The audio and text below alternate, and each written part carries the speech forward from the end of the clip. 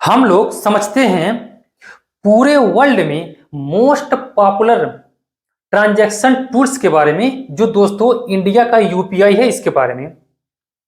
दोस्तों हम लोग यूपीआई के बारे में समझते हैं कि ये आखिर यूपीआई कब लॉन्च हुआ, सबसे पहले किस देश में ये चलाया गया, अब ये कितने देशों में पूरे वर्ल्ड में चलता है इसके बारे में हम समझते हैं। और दोस्तों ये भी हम लोग समझेंगे कि यूपीआई से डेली कितने ट्रांजैक्शन हो जाते हैं। ठीक है दोस्तों, आपको पता होना चाहिए कि अपना देश 200 साल तक गुलाम था। ठीक है, यानी 1947 में जाकर के इंडिया को क्या मिला, आजादी मिला। ठीक है, यानी अंग्रेज ही शासन कर रहे थे। ठीक है दोस्तों, अंग्रेज शासन कर रहे थे लगभग 200 साल, भारत में जाकर के राज इन्होंने किया। यानी आपने सुना भी होगा कि पहले भारत को सोने की चिड़िया कहा जाता था। दोस्तों सोने की चिड़िया का मतलब क्या होता था, यानी खनिज संपदा के मामले इंडिया काफी रिच एरिया था। जो बंगाल है ना, कोलकाता, जो बंगाल बंगाल काफी रिच एरिया था खनिज संपदा के बारे में।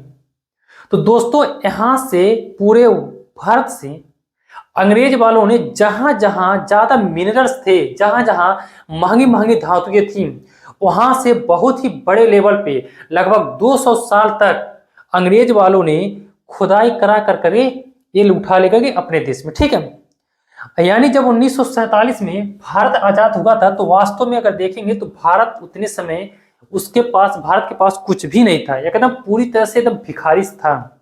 खाने के भी इसके पास मंगवाने के पैसे नहीं थे, इतना मतलब गरीबी हो गया था।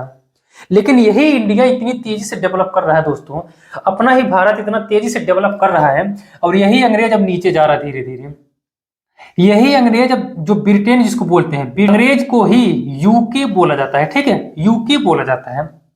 दोस्तों यही यूके यानी ब्रिटेन नीचे जा रहा है और अपना देश इंडिया बहुत ही तेजी से ऊपर उठ रहा है।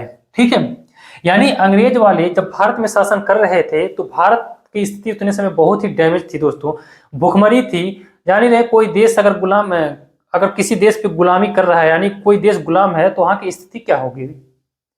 तो अंग्रेज शासन कर रहे थे दोस्तों और इंडिया उतने समय गुलाम था, और यही अंग्रेज जो ब्रिटेन है ये नीचे बहुत तेजी से जा रहा है, डाउन हो रहा है, और अपना देश इंडिया बहुत ही तेजी से ऊपर उठ रहा है। ठीक है, अब इसी का एक माध्यम है दोस्तों यूपीआई के बारे में हम लोग समझेंगे। मेन मुद्दा क्या है, अपना जो मेन मुद्दा समझाने का है दोस्तों, हम लोग समझेंगे यूपीआई। यानी जो हम लोग डेली ट्रांजैक्शन करते हैं, एक दूसरे में पैसा भेजते हैं, चाहे गूगल के माध्यम हो गया, फोन पे हो गया, या पेटीएम हो गया, जैसा भी भेजते हैं उसके बीच में दोस्तों, यानी यूपीआई जैसे गूगल पे हो गया और क्या कहते हैं बैंक, इन दोनों के बीच में जो काम करता है उसका नाम है यूपीआई। दोस्तों जो यूपीआई है, यूपीआई ये भारत सरकार ने ही डेवलप किया है। देखिए यहाँ पे लिखा है यूपीआई का मतलब होता है यूनिफाइड पेमेंट इंटरफेस। ठीक है दोस्तों, यानी दोनों को बीच में ये लिंक करता है यूपीआई। दोस्तों 11 अप्रैल 2016 को लॉन्च हुआ था यूपीआई।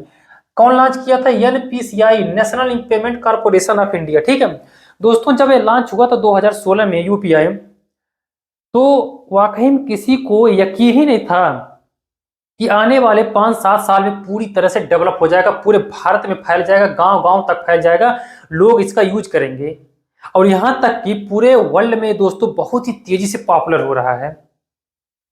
आप खुद सोचिए, कभी आपने सोचा था कि मोबाइल से ट्रांजैक्शन हो जाएगा, लेकिन यूपीआई इतना बेहतर तरीके से, इतनी बेहतर अपनी जो सर्विस दे रहा है कि गांव गांव तक डेली ट्रांजैक्शन हो रहे हैं यूपीआई से।